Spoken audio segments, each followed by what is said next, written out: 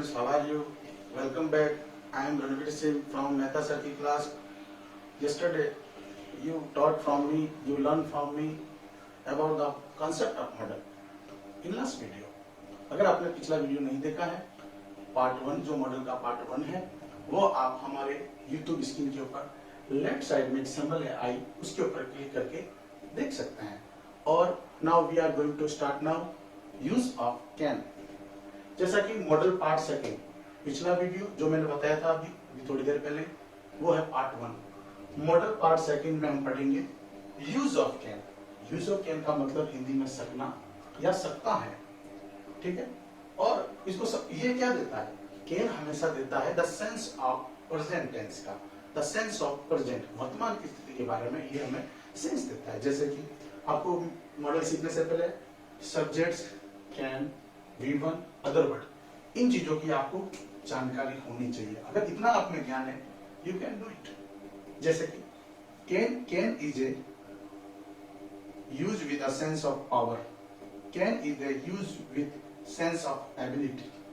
Can is the use of the sense of capacity. मतलब can का प्रयोग power यानी शक्ति दिखाने के लिए, कैन का प्रयोग एबिलिटी किसी योग्यता को दर्शाने के लिए, कैन का प्रयोग कैपेसिटी किसी क्षमता को दर्शाने के लिए व्यक्त किया जाता है. जैसे कि एक सेंटेंस ले लें, for example, I can beat you. I जो है वो है इसका सब्जेक्ट, कैन है इसका मॉडल्स, बीट है इसका V1 और यू है इसका अदर वर्ड्स में कह सकते हैं हम. जैसे कि आई है एक स्ट्रॉन्ग मैन है और यू है एक वीक मैन है. तो स्ट्रॉन्ग मैन वीक मैन को हरा सकता है. जैसे कि आई कैन बीट यू. इसको समझने के लिए एक और स्ट्रक्चर, इसी स्ट्रक्चर्स को मैं डिफाइन कर रहा हूँ 2 सेंटेंस स्ट्रक्चर में, जो आपको अच्छी तरह से इस कंसेप्ट को समझाने का काम करेगा. जैसे कि subjects has, have plus power, ability, capacity, V1 other word. यानी I can beat you, I have power to beat you, I have ability to beat you, I have capacity to beat you, I can beat you. So I can beat you. I can proper. I can beat you. इस structure का second structure, subjects is, am, are able to, V1 other words. इसको कर सकते हैं am able to teach you, I am able to solve this problem. इस तरह से इस स्ट्रक्चर को दोनों तरीके से आपको पावर, एबिलिटी, कैपेसिटी को दर्शाने के लिए किया है. यदि हम सेंटेंस फिर भी हम आपको समझाने के लिए और मैं आपको डिटेल में बताता हूं, पावर को शो करने के लिए हम कह सकते हैं कि I can lift heavy this box. Ability के लिए हम बोल सकते हैं I can teach an English subject. Capacity के लिए बोल सकते हैं he can run fast. Some birds can fly easily. तो ये शक्ति, योग्यता, क्षमता, पावर, एबिलिटी, कैपेसिटी को दर्शाता है. इसके आगे हम लेके चलते हैं. फिर दूसरा सेंस, पहला जो स्ट्रक्चर है जिसमें पावर, एबिलिटी एंड कैपेसिटी को हमने सीखा. दूसरा जो स्ट्रक्चर्स है जिसमें subjects can, V1 other words. यानी कैन शो हैबिट्स. हैबिट्स का मतलब आदत. Can is use with nature यानी प्रकृति. जैसे कि फॉर एग्जाम्पल किसी की हैबिट्स होती हैं, जैसे एग्जाम्पल के रूप में a honest man, an honest man, subject इसका एन ऑनेस्ट मैन है, कैन इसका मॉडल है और नॉट में इसको डिफाइन किया गया. तो an honest man can not, V1 इसका हार्म है और अदर वर्ड्स में एनीवन. यानी एक ईमानदार व्यक्ति कैनॉट हार्म एनीवन, यानी ईमानदार व्यक्ति किसी को नुकसान नहीं पहुंचा सकता. ये इसका एक हैबिट है. नेचर के रूप में, किसी का प्रकृति के रूप में नेचर समझना है तो a deceitful person can deceive us. Deceitful person को हिंदी में कहते हैं धोखेबाज. यानी एक धोखेबाज व्यक्ति हमेशा, एक धोखेबाज व्यक्ति डिसीव यानी धोखा देता है हमें. A deceitful person can deceive us. A deceitful person can deceive us. एक धोखेबाज व्यक्ति हमें धोखा देता है. इस तरह से जो आपको कैन बताया गया, can with use with habit and use with sense of nature, इसके बारे में दो एग्जाम्पल के रूप में आपको बताया गया है। फिर हमें लेता हूं कैन के लिए, यहां से सीधा पॉसिबिलिटी। मैंने पहले बताया था कैन का पावर, उसके बाद बताया था एबिलिटी, उसके बाद बताया था कैपेसिटी, और उसके बाद में मैंने इसका हैबिट ऑफ नेचर, और इसके बाद में can with use of sense of possibility. Possibility का जैसे कि आपको पता है, पॉसिबिलिटी का मतलब संभावना, संभावना मतलब होना। जैसे कि एग्जाम्पल के रूप में हम ले सकते हैं, सब्जेक्ट होना चाहिए, कैन होना चाहिए, मॉडल्स V1 अदर वर्ड। जैसे कि इट कैन रेन टुडे, यानी आज ही बरसात हो सकती है, यानी संभावना ज्यादा है, कोई दिक्कत नहीं है। लेकिन अगर इस स्ट्रक्चर में सब्जेक्ट और कैन के साथ में यदि वी लग गया, वी का मतलब होता है होना, होना स्पष्ट होना बताता है, पॉसिबिलिटी को, संभावना के बारे में बताता है। जैसे कि it can be rain today, दोनों सेंटेंस सही है, इसका मतलब इट कैन रेन टुडे, यानी ये सब्जेक्ट्स हैं, ये मॉडल्स हैं, और इसका V1 है, और टुडे यानी आज बरसात हो सकती है, संभावना ज्यादा है। और it can be rain today, be का मतलब है होना, यानी आज ये बरसात हो सकती है, संभावना व्यक्त कर रहे हैं, संभावना है 60%, 70%, कितनी हो सकती है, हम संभावना व्यक्त कर रहे हैं। इस तरह से पॉसिबिलिटी को हम व्यक्त करते हैं। पॉसिबिलिटी कैसे, जैसे कि एक एग्जांपल और लेते हैं, जैसे कि हम हॉस्पिटल में जाते हैं, नर्स के ड्रेस में किसी लेडी को देखते हैं, तो हम बोल सकते हैं, क्या बोल सकते हैं, she can be a nurse, वह नर्स हो सकती है, संभावना है नहीं, आपको लगता है, संभावना है। जैसे कि आपने डॉक्टर देखा, डॉक्टर के ड्रेस में किसी को देखा, he can be A doctor, वह डॉक्टर हो सकता है, बी का मतलब होना, संभावना है नहीं, संभावना व्यक्त करने के लिए हम पॉसिबिलिटी को व्यक्त करते हैं। और इसी रूप में हम मॉडल्स को एक एक करके अच्छी तरह से समझते हैं। पहला मैंने क्या बताया था, पहला मॉडल समझने से पहले स्ट्रक्चर पता होना चाहिए, subjects can, V1 other word, can use with a sense of power, can use with a sense of ability, can use with sense of capacity, can use with sense of possibility. इसके लिए मैंने structure को दो तरीके से define किया है अच्छी तरह से, ठीक है। और एग्जांपल में बताया कि आई कैन बीट यू, ठीक है, ये इसका पावर बता रहा है, ठीक है। इसी तरह से नेक्स्ट स्ट्रक्चर में मैंने बताया subjects can, V1 and other words, ठीक है।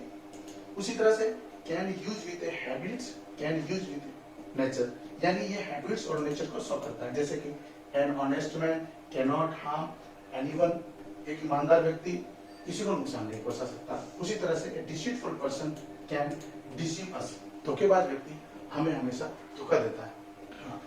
पॉसिबिलिटी के बारे में मैंने एक्सप्लेन किया था, 60 और 70%।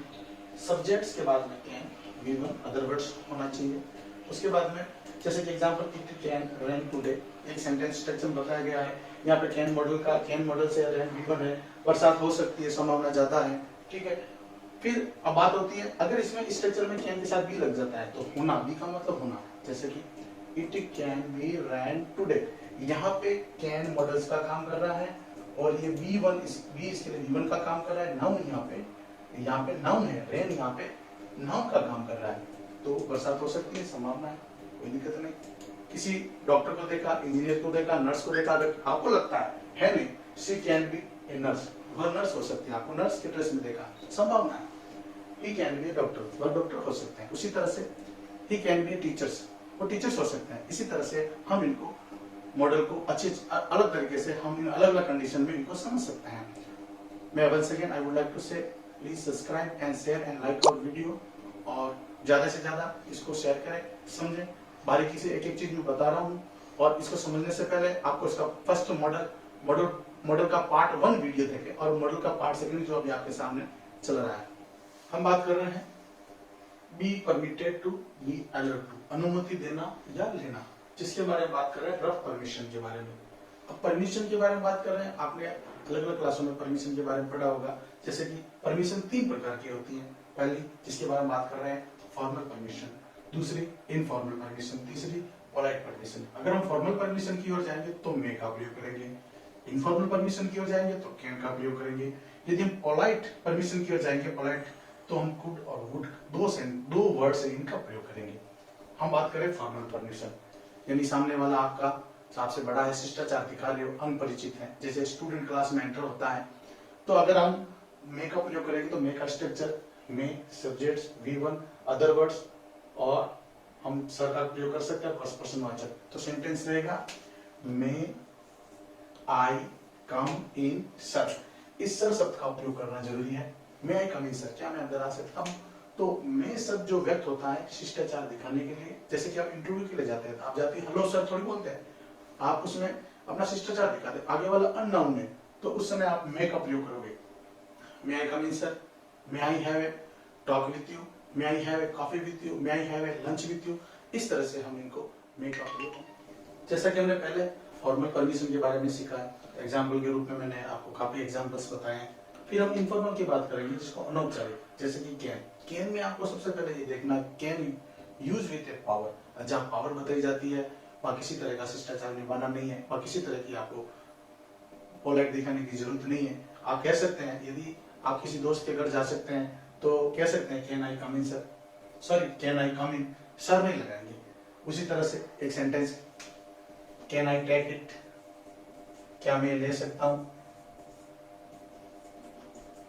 अपनी क्लास में क्लासमेट है, अपने हम उम्र के, बोल सकते हैं can you give me pencil, can you give me a pen. इस तरह से हम जहां पावर दिखाते हैं वहां हम कैन का प्रयोग करते हैं, सर का प्रयोग नहीं करते हैं। तीसरी जो कंडीशन है पोलाइट, पोलाइट के लिए दो शब्द होते हैं, जैसे कि कुड और वुड, इनको थोड़ा सा समझना है। अगर कुड के लिए जाते हैं तो सबसे पहले स्ट्रक्चर में कुड होना चाहिए, कुड के बाद में सब्जेक्ट, सब्जेक्ट के बाद में V1, फिर अदर वर्ड्स, फिर प्लीज, लास्ट में प्लीज। जैसे कि मैंने एक सेंटेंस बनाया है, could you help me please, प्रश्नवाचक। कुड मॉडल्स है, सब्जेक्ट्स यू है, V1 हेल्प है, अदर वर्ड्स मी है, और प्लीज, यानी क्या तुम मेरी सहायता करोगे। इस तरह से आपने इसको व्यक्त किया है। और दूसरा सेंटेंस है, जैसे बोलेंगे इसी को, जैसे वुड का प्रयोग करेंगे, would model, subjects, please, V1, other words. जैसे कि वुड यू, यानी सब्जेक्ट्स के बाद में हम प्लीज शब्द का प्रयोग करेंगे, जिसमें सब्जेक्ट्स के तुरंत बाद में हम प्लीज शब्द का प्रयोग करेंगे, would you please help me. ठीक है, तो हम जैसे कि हम इसमें दोनों में बताए हैं, वुड का जब प्रयोग करेंगे तो प्लीज का हम लास्ट में शो करेंगे, और जब हम वुड का प्रयोग करें तो सब्जेक्ट्स के जस्ट बाद में, सब्जेक्ट के जस्ट बाद में और वर्ब से पहले प्लीज शब्द का प्रयोग हम करेंगे, जिससे क्या होगा कि आप इसके बारे में अच्छी तरह से इन एग्जाम्पल के थ्रू सीख सकते हैं। For examples, may I come in sir, may I come in sir, can I come in, could I come in sir, would I come in sir. तीनों सेंटेंस सही है। और अगर हम वापस बात करते हैं, अगर आप किसी से पैसा मांगोगे, फॉर्मल में कोई देगा? नहीं देगा। इनफॉर्मल में बिल्कुल नहीं देगा। और यदि आप उसे रिक्वेस्ट करेंगे, नम्रता दिखाएंगे, पोलाइटनेस दिखाएंगे, तो वो आपसे देगा। तो आप क्या करोगे? सेंटेंस क्या बोलोगे? Could you land me 5000 rupees please, क्या आप मुझे 5000 रुपए देंगे? उसी तरह से वुड का प्रयोग, वुड यू प्लीज 5000 रुपीज, क्या आप मुझे 5000 रुपए देंगे? तो इस तरह से इन सेंटेंस को हम परमिशन के तहत व्यक्त करते हैं। और मैंने अपना जो बेस्ट दिया है, और मैं आपसे गुजारिश करूंगा, इनको सीखने से पहले आप हमारा पार्ट 1 कंसेप्ट ऑफ मॉडल आप अच्छी तरह से सीखे। आपका मेरा सराहनीय प्रयास है, और मैं फिर अगले वीडियो में आपसे जरूर मिलूंगा। धन्यवाद, थैंक यू।